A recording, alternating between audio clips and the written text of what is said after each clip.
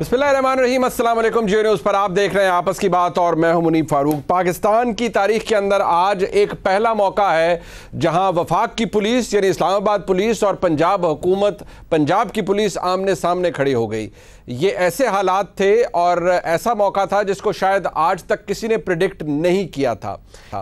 इसकी बुनियादी वजह क्या बनी? उसकी बुनियादी वजह यह बनी कि आज इस्लामाबाद की सेशन अदालत ने शहबाज गिल साहब जो कि जुडिशल कस्टडी में थे उनका दोबारा 2 रोज़ा जिस्मानी रिमांड दे दिया। यानी पुलिस को दोबारा हवालगी होनी थी, इस्लामाबाद पुलिस को। जब इस्लामाबाद पुलिस अडयाला जेल पहुंची और उन्होंने शहबाज गिल साहब की कस्टडी चाही तो वहाँ पर एक स्टैंड ऑफ हुआ। रावलपिंडी पुलिस वहाँ पर आ गई और जेल इंतज़ामिया ने भी रजिस्ट किया।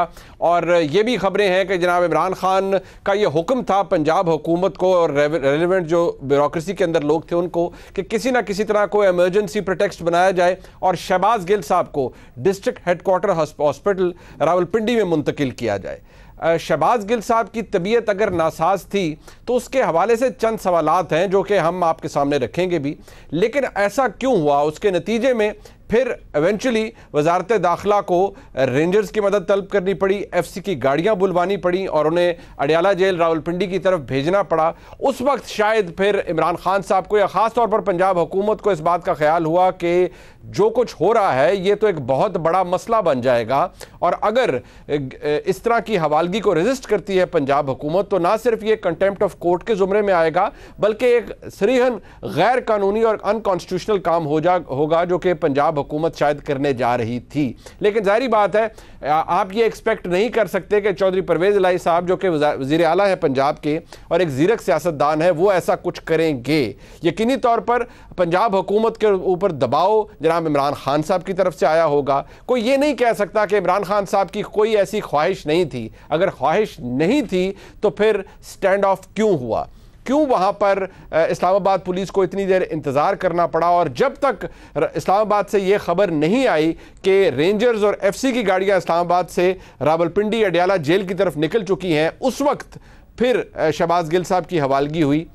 शहबाज गिल साहब को एम्बुलेंस के ज़रिए इस्लामाबाद मुंतकिल किया गया है। एज वी स्पीक वो पिम्स हॉस्पिटल में मौजूद हैं, उनका तिबी मुआयना हो रहा है। और आज जो खबर सामने आई वो ये कि शहबाज गिल साहब को सांस की तकलीफ़ है और आप देख भी सकते हैं, फुटेज भी अब सोशल मीडिया में मौजूद है कि जब उन्हें शिफ्ट किया जा रहा था तो उनको ऑक्सीजन मास्क लगा हुआ है। तबीयत किसी की भी ख़राब हो सकती है और ये भी कहा जा रहा है और बहुत से मुल्क के सीनियर जो सहाफ़ी हैं वो भी कह रहे हैं कि शहबाज गिल साहब के ऊपर जिस्मानी तशद्दुद किया गया है। लेकिन कुछ सवालात ऐसे हैं जो कि मेरे और आपके ज़हन में मौजूद है। अब कहा यह जा रहा है कि शहबाज गिल साहब को सांस की तकलीफ है और उनकी हालत बहुत ख़राब थी। लेकिन पंजाब के वज़ीर दाखिला जनाब हाशिम डोगर साहब गुज़िश्ता रोज़ जब शहबाज गिल साहब से अडयाला जेल में मुलाकात करते हैं उसके बाद वो फौरी तौर पर निकल के क्या कहते हैं, ज़रा सुनिएगा।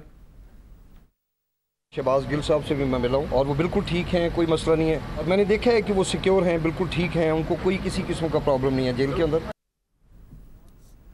ये बात अपनी जगह मौजूद है कि हाशिम डोगर साहब भी ये कह रहे हैं, एक रिस्पॉन्सिबल शख्सियत है।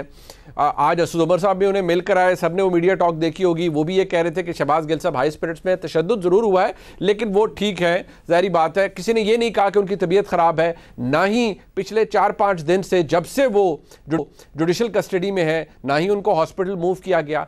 आज ये अहकामात जनाब इमरान खान की तरफ से कब आए?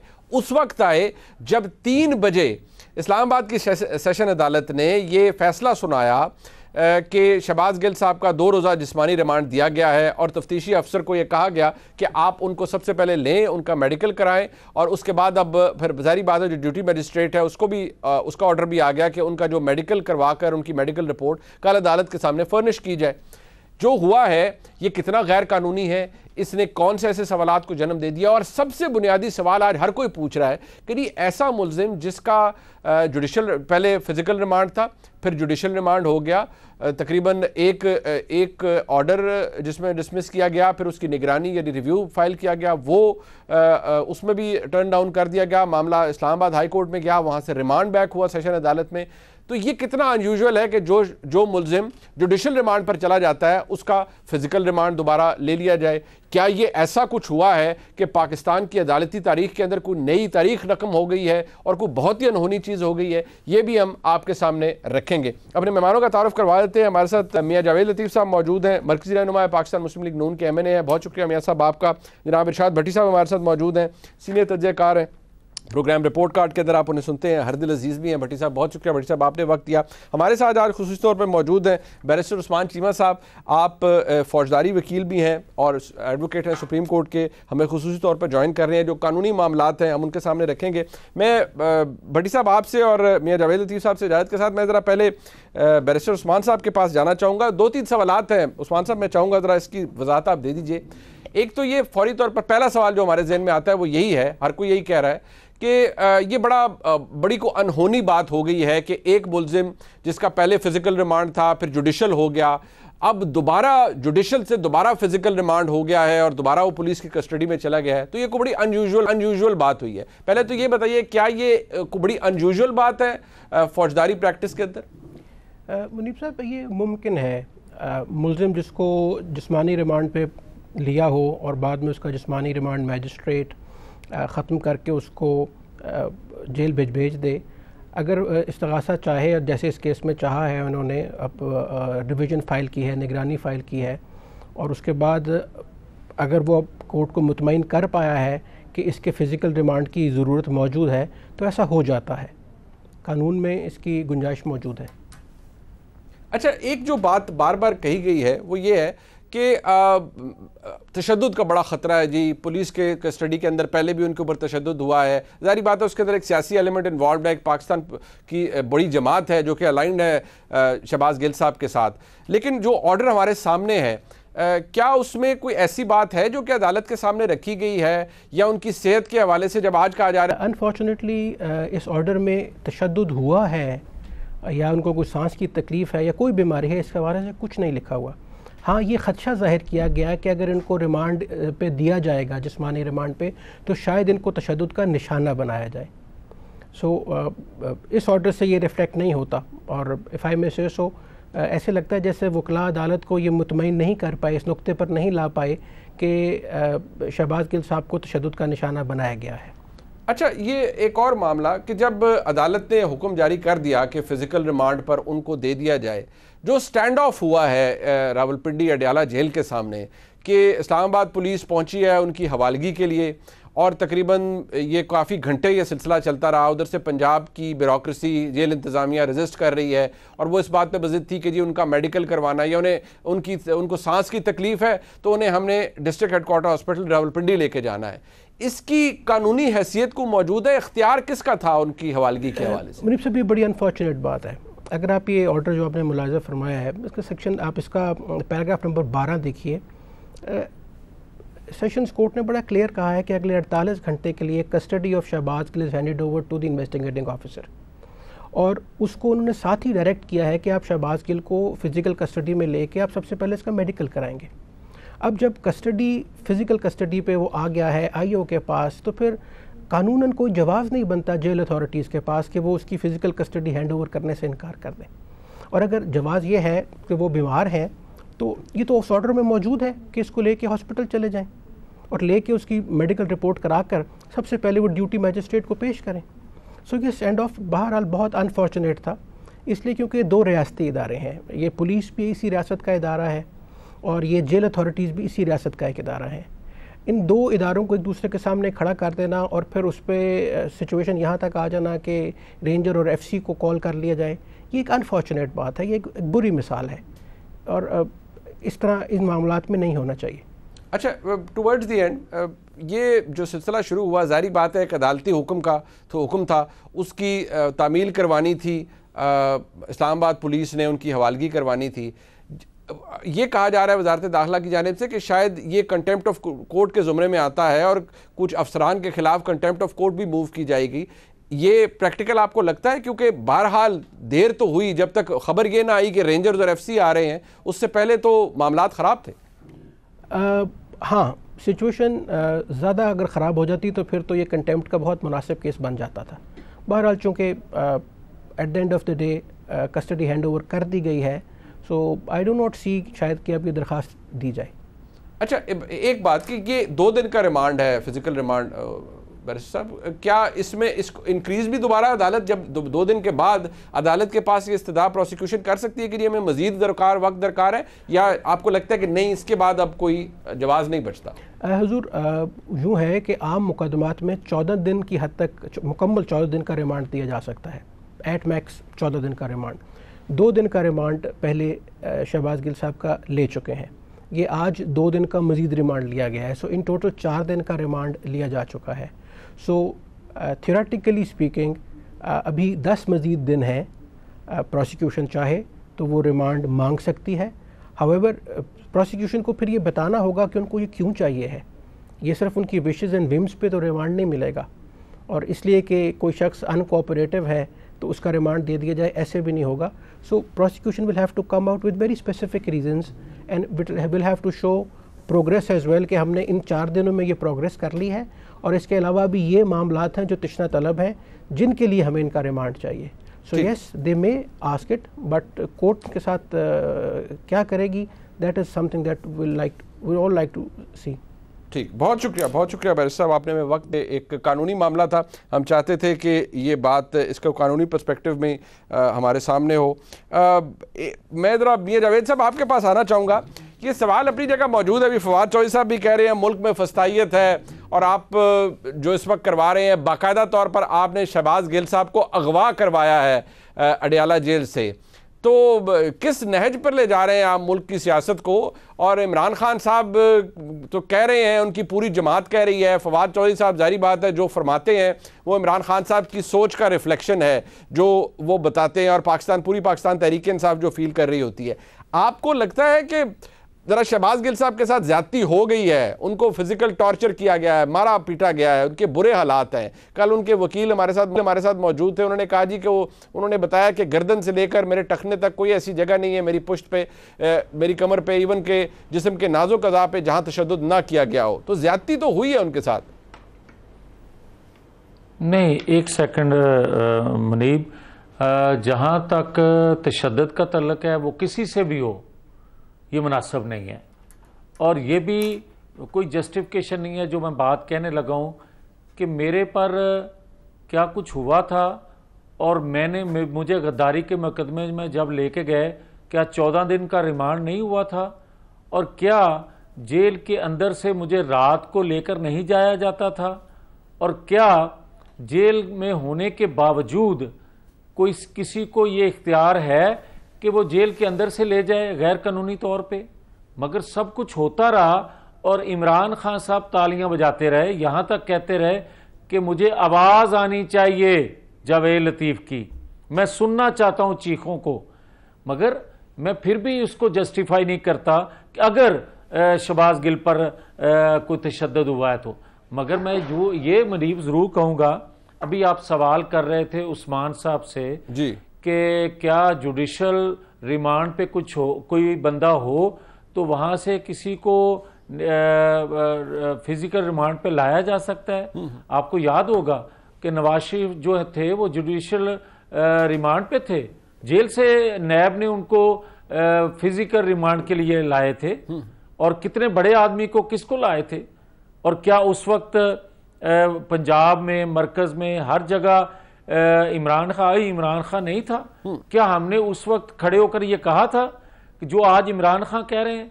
क्या फवाद चौधरी जो बात कर रहे हैं कि हम पहरा देंगे इस पे शहबाज गिल पे, भाई कहने को कहना चाहिए, मगर क्या रियासती अदारों को इस्तेमाल इमरान खान किस हैसियत में पंजाब की इंतजामिया को हुक्म दे रहा है कि आप खड़े हो जाओ, आप जाने ना दो? किस हैसियत में जो है सुप्रीम जेल चेंज होता है, डीआईजी ऑपरेशन चेंज होता है, या बाकी जो कुछ हो रहा है?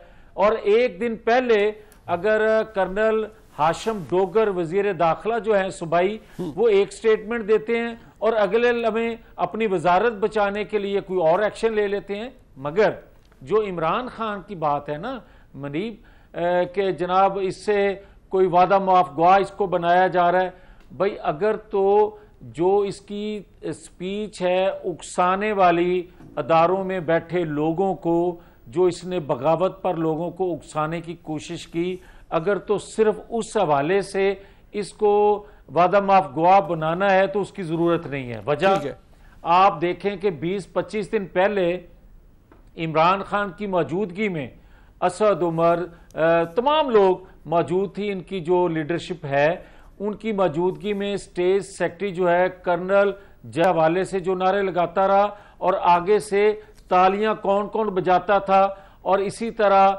ISI, इसी तरह अदारे पूरे के मतलब जो गुफ्तगू इमरान खान की मौजूदगी में हो रही थी, जो गाली गलोच हो रहा था, क्या इमरान खान उनको रोक रहे थे? नहीं। और क्या इमरान खान की मर्जी के बगैर उसके स्टेज पे स्टेज सेक्रेटरी इस तरह की गुफ्तगू कर सकता है? ठीक है, बट कहना ये चाहता हूं कि उसकी तो जरूरत नहीं है। ठीक है, बट चले, लेकिन एक बात जरूर है मियां जावेद लतीफ़ साहब, आपने कहा कि जो हुआ है इमरान खान साहब, अब जारी बात है पूरी, अभी कुछ देर पहले ख्वाजा आसिफ साहब भी कह रहे थे, आप सबका ये बयानिया है कि जो कुछ हुआ है बाय डिज़ाइन हुआ है, आप तो यही एलेज करते हैं और ये एक इल्ज़ाम भी है, इसका साबित होना अभी बाकी है। लेकिन इरशाद भट्टी साहब, अब एक दौड़ आपको नजर आएगी पाकिस्तान तहरीक इंसाफ के अंदर। आज फैसल जावेद साहब ने कहा, कुछ देर पहले हमारे दोस्त जनाब फैसल वाडा साहब ने कहा कि सबसे पहले तो मैंने इस बात को कंडेम किया था, आज फैसल जावेद साहब ने भी कहा, वो क्या फरमा रहे थे जरा सुनिएगा। जो शहबाज गिल है उनके ऊपर आप कार्रवाई करें, जरूर करें, कानूनी जो चारा जो ये करे, क्योंकि उन्हें वो बयान हरगिज नहीं देना चाहिए था। उन्होंने बहुत बड़ी एक गलती की है। किसी किस्म का इस किस्म का जो बयान है वो काबिल कबूल नहीं हो सकता, लेकिन उस पे एक कानूनी चारा जोई करे, जो फेयर ट्रायल है वो किया जाए। इरशाद भट्टी साहब, ये तो हमारा आइन भी कहता है everyone has a right to have a fair trial. Article 10A constitution का बड़ा क्लियर है, मैं और आप इसके दाई हैं कि नहीं होना चाहिए, हर एक के साथ फेयर ट्रायल होना चाहिए। लेकिन इमरान खान साहब कानून की हुक्मरानी की बात करते हैं, रूल ऑफ लॉ की बात करते हैं। आप माशाल्लाह बड़े बाखबर सहाफ़ी हैं। ये जो अभी आपको ये अडयाला जेल के बाद तमाशा नज़र आया, आपको लगता है ये किसी की अना का मसला था? ये कौन कर रहा था? और फिर जब तक ये खबर नहीं आई कि रेंजर्स और FC को कहा गया है कि आप फिर लेकर आए, हवालगी करवाएं शहबाज गिल साहब की इस्लामाबाद पुलिस को, उस वक्त तक किसी के कान पे जू नहीं रहेंगी।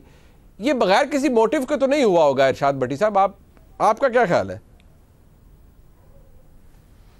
देखिए मुनीब भाई, पहली बात तो ये है कि आज जावेद लतीफ़ साहब ने बताया, मेरे लिए तो ये भी बड़ी एक ख़बर है, बल्कि एक दुख की ख़बर है, कि दुखी ख़बर है कि उनको जेल से ले जाया जाता रहा, उनके तशद्दुद होता रहा। इमरान खान साहब ने कहा कि चीखों की आवाज़ मुझे सुनाई देनी चाहिए, काबिल मज़म्मत है और शर्मनाक है।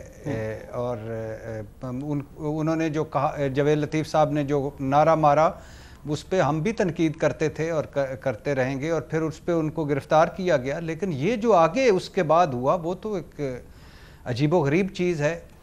दूसरी बात यह है कि इसमें आपने आज देखा है, आप कानून के तालिब इल्म हैं और कानून को जानते हैं। वफाकी हुकूमत बामुकाबला पंजाब हुकूमत, इस्लामाबाद पुलिस बामुकाबला पंजाब पुलिस, रेंजर्स तलब कर ली गई, physical remand, judicial remand, physical remand, jail अस्पताल, इस्लामाबाद पिम्स अस्पताल, जेल चक्की में रखना, 2 पुलिस अफसरों को बदल देना, प्रेस कॉन्फ्रेंसों पे प्रेस कॉन्फ्रेंसें, प्रोग्रामों पे प्रोग्राम। मुझे बताएं कि हम कहाँ पहुँच गए? तमाशा बन गया है इस मुल्क का और इस सारे कानून का, आइन का। एक तो ये है कि बड़ा हो, कोई भी ताकतवर हो, या वो ताकतवर किस जमात या किसी से मुंसलिक हो, वहीं आर्टिकल आता है, वहीं आइन आता है, वहीं कानून की हुक्मरानी आती है, वहीं इंसानी हकूक आते हैं। कभी ये 1.5 लाख के करीब जो कैदी जेलों में हैं, जो जानवरों से बदतर लाइफ गुजार रहे हैं, इनके लिए आर्टिकल 10A कभी नजर नहीं आया इस मुल्क को। आइन, कानून, इंसानी हकूक यहाँ कभी भी नहीं। कभी किसी आम आदमी के लिए रेंजर और पुलिस और वफाकी पुलिस और फिजिकल रिमांड और फलाना और फलाना कभी नहीं है। सर खुदा ना खास्ता मेरे और आपके साथ कुछ होगा तो रेंजर तो और FC तो दूर की बात है, हमें तो पुलिस धर के वैसे ही ले जाएगी किसी भी जगह से। तो ये खातिर जमा रखिए, मेरा और आपका, हम भी आम लोग हैं ना, हमारा ये स्टेटस नहीं है। मसला तो ये था कि इमरान खान साहब दिफा के लिए मौजूद थे शहबाज गिल साहब की, अदालती हुक्म के बावजूद उन्हें हवाले नहीं किया जा रहा जेल से इस्लामाबाद पुलिस को। अदालत का फैसला है कि जी हवाले करें फिजिकल रिमांड के लिए, उधर इमरान खान साहब की पंजाब हुकूमत हवाले नहीं करने दे रही। तो ये स्टेटस आपका और मेरा नहीं है। मैंने कहा जरा मैं रिकॉर्ड पे ले आऊं, आप और मैं तो वैसे ही धरे जाएंगे, इतनी किसी को तकलीफ करने की जरूरत नहीं पड़ेगी। मैं और आप तो हो सकता है हमें तो SHO कहे कि मैं बिजी हूँ, आप थाने आ जाएं तो हम थाने पहुँच जाएं, वो तो हमारी तो औकात, हाँ हमारी तो क्या औकात, हमारी क्या हैसियत जाके थानेदार से पहले ही पोजीशन में खड़े हुए हों ताकि उसको तकलीफ ना हो कहने की। बिल्कुल, तो ये तो एक अलहदा बात है, लेकिन मैं सिर्फ मेरा सवाल, आप चूंकि लॉ के स्टूडेंट हैं, जावेद लतीफ़ साहब हुकूमत में हैं, मैं सिर्फ और लोग सुन रहे हैं, तो मैं उनके सामने ये रखना चाहता था कि ये आर्टिकल 10 जो है ये और ये इंसानी हकूक जो हैं और ये जो अस्पताल पे अस्पताल और ये सारे हैं, ये हमारे लिए क्यों नहीं है यार? ये हम तो कहते हैं इक्वल शहरी हैं, आइन सारों के लिए एक है, कानून सारों के लिए एक है, मुल्क एक है, जमहूरियत ये रियासत माँ जैसी होती है, और ये हमारे लिए क्यों नहीं? और शुबे में पकड़े जाएं, हम शुबे में पकड़े जाएं और हवालात में मारे जाते हैं, टार्चर से मारे जाते हैं। मुझे याद है, मैं आपके सवाल से आने से पहले, वो जो एक कैंसर का कैदी था, उसने सुप्रीम कोर्ट में दरख्वास्त दी थी कि मैं कैंसर का कैदी हूँ, बाहर इलाज करवाने की इजाज़त दी जाए।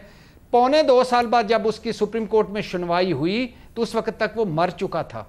तो अब ये हाल है, अब फौरन कल अदालतें भी लग जाएंगी, रात को भी लग सकती हैं, दिन को भी लग सकती हैं, सारे काम छोड़ देते हैं। और आज मेरे मुल्क का सबसे बड़ा मसला है शहबाज गिल, और कल कोई और पकड़ा जाएगा, वो सबसे बड़ा मसला होगा। और माजी में नवाज शरीफ साहब थे, बस सब कुछ खत्म। जो कुछ शहबाज गिल साहब ने किया, भट्टी साहब ये तो आप भी जानते हैं, जो कुछ शहबाज गिल साहब से सरजद हुआ या करवाया गया, अभी ये साबित तो नहीं हो सका ना, इल्ज़ाम है वफाकी हुकूमत का कि ये प्लानिंग से हुआ है, लेकिन जो कुछ किया वो भी हर इंसान टेलीविजन स्क्रीन पर आके नहीं करता।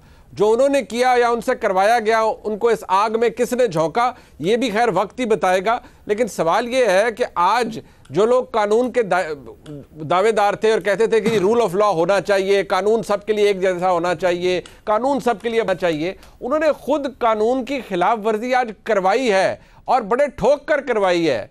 ये तो मेरे ख्याल में जब एहसास हुआ होगा किसी को कि भाई ये मामला दूसरी तरफ जा रहे हैं, मैं नहीं समझ सकता कि चौधरी परवेज इलाही साहब इस चीज़ को अलाउ करेंगे कभी कि नहीं जी नहीं, बिल्कुल एक गैर कानूनी काम है, हो जाए। ये तो इमरान खान साहब के हुक्म पर हुआ, डिले हुआ, एक स्टैंड ऑफ हुआ, और फिर जब इस्लामाबाद से खबर आई कि फौज और FC और रेंजर्स आ रहे हैं तो फिर सबको पता चल गया कि भाई नहीं, अब काम हमारे हाथ से बाहर निकल गया है। सवाल ये है कि जो जमात कानून की हुक्मरानी की बात करती है, रूल ऑफ लॉ की बात करती है, वो ये काम सरियन ब्रॉड डे लाइट में ऐसे कहूँगा, उसमें ये गैर कानूनी काम खुद करवा रही है, राइट अंडर देयर थंब करवा रही है। कोई पूछने वाला है भट्टी साहब? मुनीब, फिर आपने एक मासूमाना सवाल कर दिया। और एक तो आज अल्लाह का शुक्र अदा करें कि आज साईं उस्मान बुज़दार नहीं थे वज़ीर आला पंजाब, वरना हो सकता है पता नहीं कोई तसादम ही हो जाता। परवेज़ इलाही साहब थे, उन्होंने अकल प्रिवेल कर गई और उन्होंने कर दिया।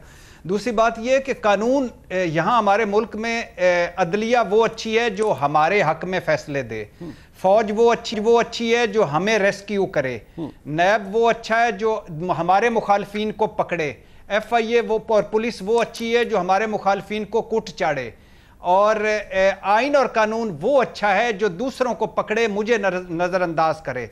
ये रूल ऑफ लॉ, ये आइन और कानून की हुक्मरानी, ये सिर्फ निसाबी किताबी बातें हैं। ये एक अजीब सा एक सारा हो गया, सारे एक्सपोज हो गए हैं, सारा निज़ाम एक्सपोज हो गया है। और दूसरी आखिरी बात, शहबाज गिल का जो किया वो काबिल मुज़म्मत और शर्मनाक है बिल्कुल। और मुझे नहीं लगता, मैंने पहले भी कहा था कि शहबाज गिल ने अचानक उठ के खुद से ही कोई बयान दे दिया हो ये, और जिस तरह उन्होंने बयान दिया, जिस तरह वो पढ़ा, जिस तरह वो चला, और जिस तरह का पीछे एक बैकग्राउंड बयानिया था, वो खैर अभी अब बिल्कुल ठीक है। एक सर मैं ब्रेक ले लूं, मुझे ब्रेक का कार्य, मैं ब्रेक के बाद हम इसको ऊपर दुबाते हैं। मियां जावेद लतीफ साहब और शाहद भट्टी साहब हमारे साथ रहिएगा।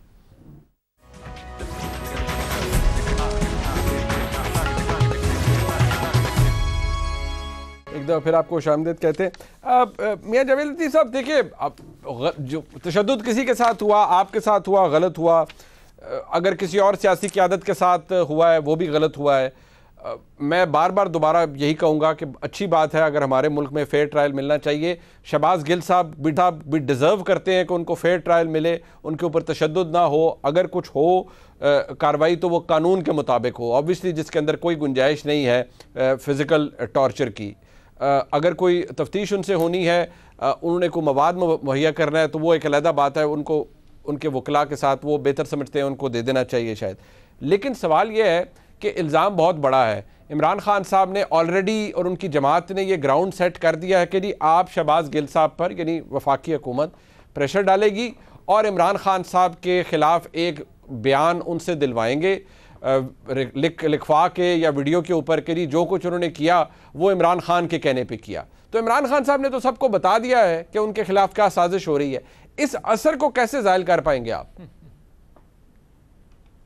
देखें, इमरान खान साहब वक़्त से पहले जो उनको इल्म होता है कि मेरे से ये जुर्म हुआ है और इसकी सज़ा मुझे मिलने वाली है या मिलेगी, तो वो बिफोर टाइम इस तरह की गुफ्तगू करते हैं और अब पुरानी करते आ रहे हैं। मगर मैं एक लम्हा लिए आपसे लेना चाहता हूँ अरशाद भट्टी साहब की खिदमत में अर्ज़ करने के लिए कि उस वक्त मैंने इसलिए नहीं बताया था कि 4-6 के कमरे में मुझे रखा गया और मुनीब साहब जून जुलाई का महीना था, 35-40 बल्ब जो हैं हजार वाट के लगाए जाते थे रात को जून जुलाई के महीने में, और मुझे कोर्ट में पेश नहीं किया जाता था कोर्ट के आर्डर के बावजूद, और मेरे साथी मेरे हलके के लोग रोडों पे एहतजाज करते थे, फिर भी मुझे पेश नहीं किया जाता था क्योंकि मेरी हालत पेश करने वाली नहीं होती थी। और तीसरा, आज बात की जाती है ना अदालतों के हवाले से फेयर ट्रायल होना चाहिए, तो मुनीब साहब हाई कोर्ट के चीफ जस्टिस जो साबका थे, मेरे लवाहकीन ने एक दरख्वास्त दायर की कि हमारे साथ जुल्म हो रहा है, तो चीफ जस्टिस साबका जो थे हाई कोर्ट के, लाहौर हाई कोर्ट के, उन्होंने मीडिया की मौजूदगी में ये कहा कि इस तरह के गद्दार को पाकिस्तान नहीं होना चाहिए, इसको पाकिस्तान से बाहर जाना चाहिए। और जो अल्फाज कहे गए, उकसाया गया लोगों को कि शायद मुझे निकलते गोली मार दें लोग, मतलब इस तरह हमारे साथ होता रहा है। मगर मुनीब साहब, फिर भी ये कहूंगा कोई जस्टिफिकेशन नहीं है कि मेरे साथ जुल्म ज्यादती हुई है, क्योंकि मैंने शोर नहीं किया। मैंने इसलिए शोर नहीं किया कि मुझे पता था कि मैं जो कह रहा हूं, कहने जा रहा हूं, मुझे ये बताएं कि मैं अगर ये बात करूं कि मुझे कोई धमकियां दे रहा है कि स्मैश कर दूंगा, सफा हस्ती से मिटा दूंगा, तो मैं सिर्फ इतना कह रहा हूं कि भाई इसको कटहरे में लेकर आएंगे, क्या मैं गलत कह रहा हूं? और उस पर मुझे जो निशाना बनाया गया वो सारी दुनिया के सामने है। अगर दुनिया पूरी के सामने नहीं है तो मुझे तो कम से कम पता है जो मेरे साथ हुआ। मुझे कहा गया कि माफी मांग लो, मैंने कहा कि मैंने कोई रियासत के खिलाफ बात नहीं की, मैंने कोई खुदा न खास्ता पाकिस्तान के 3 टुकड़े करने की बात नहीं की, मैंने कोई खुदा न खास्ता न्यूक्लियर पावर गैर महफूज हाथों में होने की बात नहीं की। मैंने तो यही कहा है कि आईनी हदूद में रहकर अदारों को काम करना चाहिए। अब मुझे ये बताएं, जो आप फरमा रहे हैं कि शहबाज गिल ने, भाई शहबाज गिल नहीं है, हकायक ये नहीं है कि शहबाज गिल बेचारा तोते की तरह जो बोल रहा है वो नहीं बोल रहा। असल में उनको पता है कि अगर इसने जुबान खोल दी, किसी वजह से भी खोल दी, तो खुरा जो है वो बनी गाला तक जाएगा। और बनी गाला वाला जो है वो क्या आज तक ये नहीं कहता आया मुनीब साहब, अपनी दयानतदारी से बताना दिल पे हाथ रख के, उसके फवाद चौधरी ने ये नहीं कहा कि बंद कमरों में जज और जर्नैल फैसले करते हैं। क्या बंद कमरों में फैसलों का जिक्र उन्होंने किया? बिल्कुल चौधरी ने और मुनीब साहब, क्या उसी फवाद चौधरी ने ये बात नहीं की कि फौज के होठों को खून लगा हुआ है? क्या मैंने ये बात की थी? और अगर ये बात मैं करता तो मुझे गोली मार दी जाती। और मैं करता क्यों? मैंने जो बातें की हैं या जो हम बात करते हैं, हम अदारों के मुतल्लिक नहीं बात करते, हम तकलीफें सह लेते हैं। जिस तरह मैंने साबका चीफ जस्टिस की बात की, कोर्ट में उन्होंने ये इस तरह की बातें की, मगर हमने अदारों को बुरा भला नहीं कहा। हाँ, हमने बात की है, हमने अदारों में बैठे लोगों से जो गलतियां होती हैं उनकी निशानदेही की है, करते रहेंगे, करना हम पे लाजम है। ठीक है, हम अवामी नुमाइंदे हैं और अवामी नुमाइंदों का काम होता है अदारों में अगर बैठे। लेकिन आपने एक चीज आपने कर दी ना सर, एक चीज आपने ऑलरेडी ये कहना शुरू कर दिया है, बल्कि मैं दोबारा कहूंगा कि पूरी वफाकी हुकूमत ये कह रही है कि खुरा निकलेगा नहीं बनी गाला का, या इमरान खान साहब की तरफ इशारा है। मुझे इरशाद भट्टी साहब, क्योंकि आपने खुद कहा, आपकी भी आपने एक कॉमन सेंसिकल आर्गुमेंट है कि आप कहते हैं कि ये ऐसे नहीं हो सकता कि एकदम उन्हें याद आया और शहबाज गिल साहब ने आकर और अनइंटरप्टेड इतनी गुफ्तगू कर दी और उसके अंदर फिर ये काबिल एतराज़ बातें आ गई। अगर वाकई तफ्तीश का सिरा उधर जाकर निकलता है जी कि नहीं ये कोई प्लानिंग का हिस्सा था, शहबाज गिल साहब एक ठीक है, एक सियासी हकीकत है, इमरान खान साहब के चीफ ऑफ स्टाफ है, लेकिन क्या इरशाद भट्टी साहब किसी जमात का पॉपुलर होना, किसी लीडर का पॉपुलर होना, फिर कोई फैसला रुक सकेगा किसी वजह से कि फलाना लीडर बड़ा पॉपुलर है, फलानी जमात बड़ी पॉपुलर है? क्योंकि आज तो पाकिस्तान तहरीक इंसाफ पूरी ये कह रही है कि ये एक साजिश है कि किसी ना किसी तरह हमारी जमात को ये तासुर दिया जाए कि खुदा न खास्ता हम कोई पाकिस्तान की अफवाज से लड़ रहे हैं। देखिए मुनीब भाई, मामला कोर्ट में है, लेकिन उससे पहले मैं फिर एक मरतबा, जब मुझे बड़ा दुख हो रहा है कि हाई कोर्ट के, लाहौर हाई कोर्ट के साबिक चीफ जस्टिस साहब ने फरमाया कि गद्दार हैं आप और आपको यहाँ नहीं होना चाहिए। अल्लाह के नाम पे पता नहीं ये कब हमारे गद्दारी के और काफर के और ये फैक्ट्रियाँ बंद होंगी। और दूसरी बात ये है कि जो बता रहे हैं बल्ब लगाए जाते थे और जो हालत गैर होती थी, अल्लाह रहम करे। मैं तो सोचता हूँ, और मैं तो गरीबों के बारे में सोचता था कि जो गरीब जेल में हैं, जिनका कोई पुरसाने हाल नहीं, उनके साथ क्या होता है। लेकिन यहाँ तो बस अल्लाह ही रहम करे, अल्लाह फजल करे। और अब इन पे ज़्यादा फ़र्ज़ बनता है इस हुकूमत पे, क्योंकि ये सारे जेलों में जा चुके हैं, कई बार जेलों में जा चुके हैं, कई बार टॉर्चर सह चुके हैं, कि अब आगे ना आए, ये हिस्ट्री दोबारा रिपीट ना करे। हम वोट किस लिए देते हैं? इसलिए थोड़ी देते हैं, जितना भी पॉपुलर वो आइन से बड़ा होता है। आप एक्शन लें, अगर जो साबित होता है उस पर ज़्यादा इखलाकी जिम्मेदारी होती है, उस पर ज़्यादा होता है, वो ज़्यादा रोल मॉडल होता है, वो ज़्यादा लोग उसके पीछे होते हैं। क्या मेरा मतलब है कि मैं और जवेद लतीफ़ साहब, इस वजह से जवेद लतीफ़ साहब जो हैं वो उनको ना पूछा जाए कि उनके पीछे 1.5 लाख वोट हैं। सही। जवेद लतीफ़ साहब और नवाज शरीफ साहब को इस वजह से ना पूछा जाए कि उनके पीछे 1.5 करोड़, इनके पीछे 1.5 लाख वोट हैं। इमरान खान साहब को इसलिए ना पूछा जाए कि वो सबसे पॉपुलर सियासतदान है। नहीं भाई नहीं, ये साबित करना पड़ेगा और ये रेड लाइन खींचना पड़ेगी। जैसे आप चाहते हैं कि आपकी रेड लाइन में कोई अदलिया ना आए, आर्मी ना आए, वैसे आपके भी फर्ज बनता है कि आप उनकी रेड लाइन में ना जाएं। बिल्कुल ठीक है। मैं अपने मेहमानों का शुक्रिया अदा करता हूं। एक ब्रेक से वापस आएंगे, अगला सेगमेंट हमारा तैयार है। इमरान खान साहब ने FIA को जवाब दिया है कि आप मजाज अथॉरिटी नहीं है, आपके पास कोई इख्तियार नहीं है कि आप मुझसे सवाल कर सकें, और ना ही मैं आपको जवाब देने का पाबंद हूँ, बल्कि अगर आपने ये नोटिस विड्रॉ ना किया तो आपके खिलाफ कानूनी चाराजोई है वो की जाएगी। अब सवाल यहाँ ये है कि क्या FIA के पास इख्तियार है या नहीं।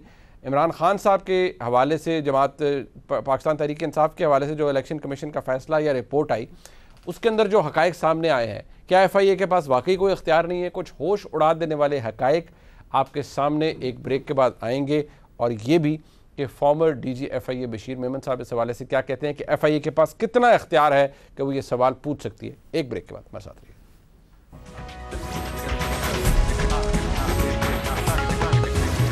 साबिक वज़ीर-ए-आज़म और पाकिस्तान तहरीक इंसाफ के चेयरमैन जनाब इमरान खान ने कोई भी तफसीलात देने से इनकार कर दिया FIA को। FIA ने एक नोटिस इशू किया था, उसके जवाब में जनाब इमरान खान के वकील ने एक रिप्लाई भेजा है FIA को, और उस पर बड़ा क्लियरली लिखा है कि जी FIA के पास जो रिस्ट्रिक्शन ही नहीं है, और अगर FIA ने ये नोटिस विड्रॉ ना किया तो अदालती कार्रवाई अमल में लाई जाएगी FIA के ख़िलाफ़, और FIA के पास कोई ऐसा इख्तियार नहीं है कि वो इस तरह का नोटिस भेज सके। और इलेक्शन कमीशन की जिसको फैसले को जिक्र किया जाता है, इनफैक्ट वो एक रिपोर्ट है और किसी जगह पर कोई ऐसी डायरेक्शन नहीं है कि FIA जवाब मांगता फिरे किसी से भी, और इमरान खान साहब बिल्कुल ना जवाब दे FIA को हैं और ना ही वो देंगे।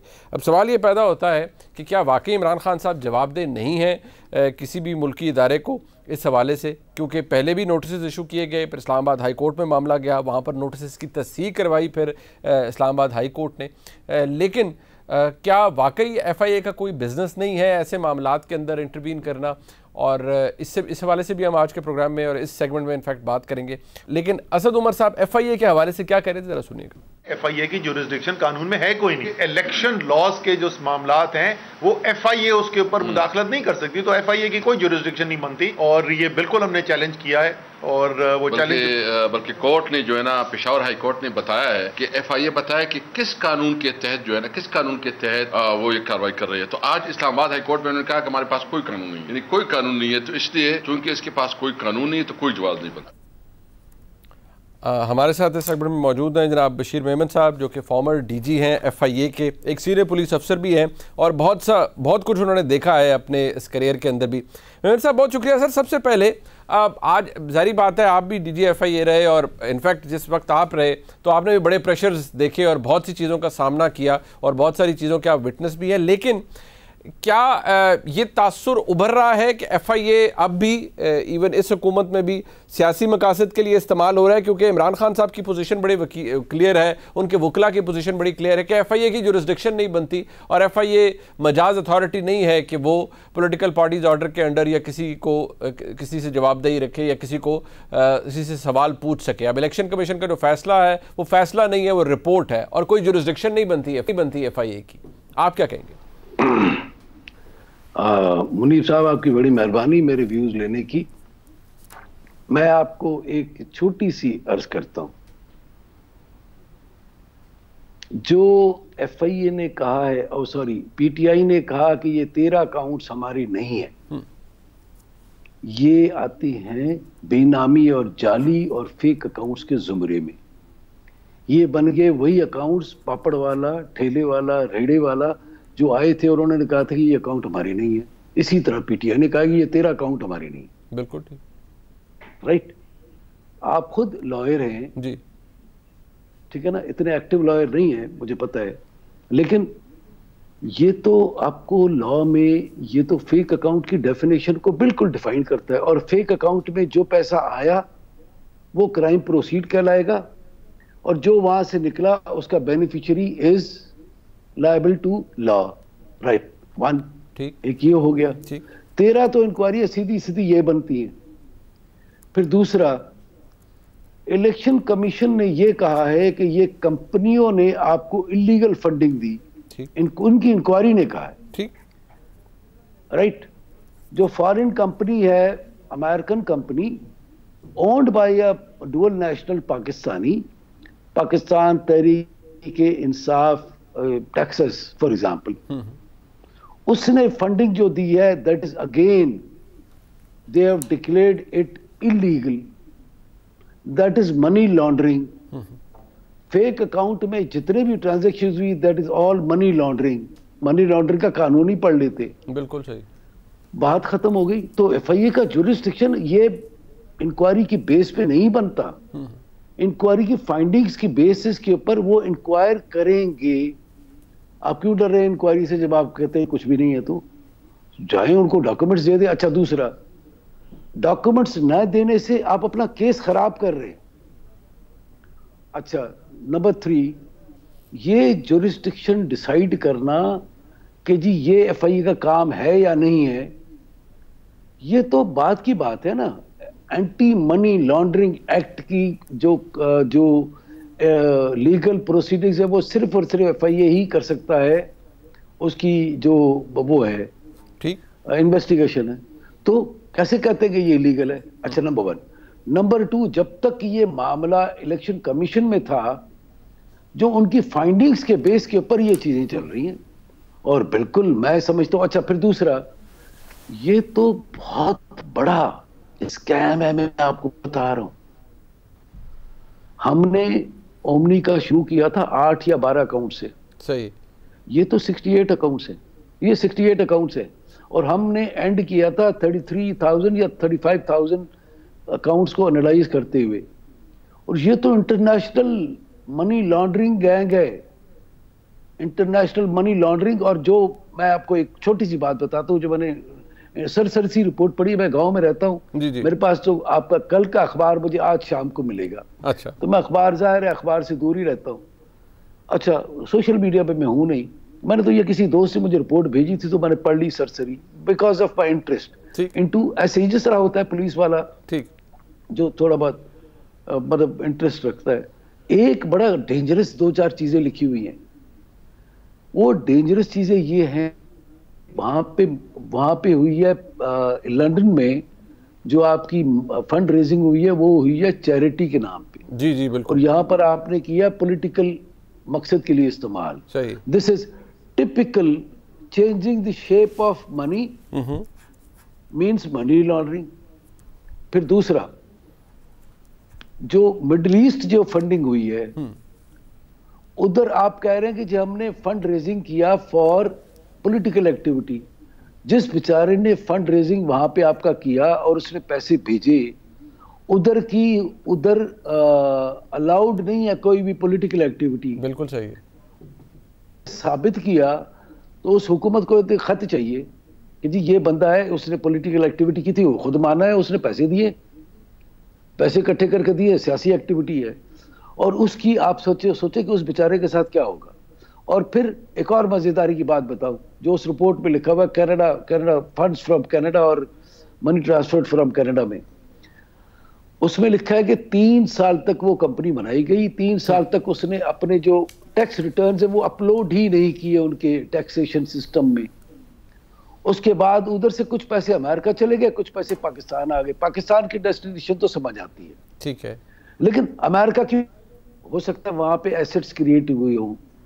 अभी तो ये इंटरनेशनल चलेगा काम, ठीक है, और ये इंटरनेशनल चलेगा और मुझे नहीं लगता कि इस तरह मतलब कोई डिले हो सकता है। अच्छा, नहीं, बट सर ये बताइएगा, सर मुझे ये बताइएगा कि अब एफआईए के पास वैसीयत इदारा, क्योंकि आप डीजी एफआईए रह चुके हैं, जब कोई अगर इस तरह का जवाब आ गया है तो एफआईए के पास नेक्स्ट स्टेप क्या होता है कि कोई कहे कि नहीं जी आपकी जुरिस्डिक्शन नहीं, हम नहीं आपको जवाब दे, हम जवाब नहीं देते आपको?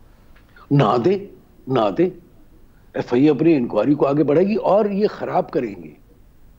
देखिए, जुडिशरी में कोई भी जाएगा कि जी इसकी जुरिस्डिक्शन है, तो एफआईए वाला उसको यही कहेगा नहीं कि हमें जवाब दे दो, जो हमने कहा है वो जवाब दे दो।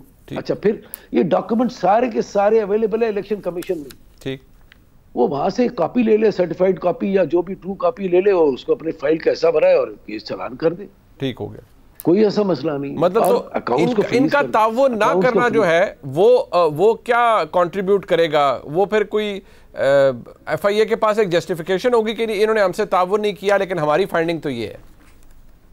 मैं ये कह रहा हूँ कि फाइंडिंग तो इन्होंने किसी की रिपोर्ट थोड़ी देनी है, उन्होंने तो चालान सबमिट करना है कोर्ट में, ठीक, कोर्ट में करना है, कोई उन्होंने खुद थोड़ी कन्विक्ट करना है, उन्होंने कोर्ट में जाकर के साबित करना है। वो डॉक्यूमेंट्स अवेलेबल है इलेक्शन कमीशन में पड़े हुए, सारे के सारे इन्होंने खुद जमा करवाए हुए हैं, तो उधर से ट्रू कॉपी लेनी पड़ेगी, that is admissible in the court.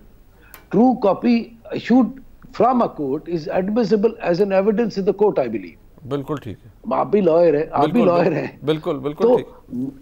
तो ना देना तो ज्यादा डेंजरस है, और मैं समझता हूँ कोर्टों में जा करके और खराब करने वाले को कोर्ट यही कहेगी ना, अच्छा जाओ इनको जवाब तो दो ना, ये जो आपसे जवाब मांग रहे जवाब दे दे, कोर्ट यही कहेगी ना।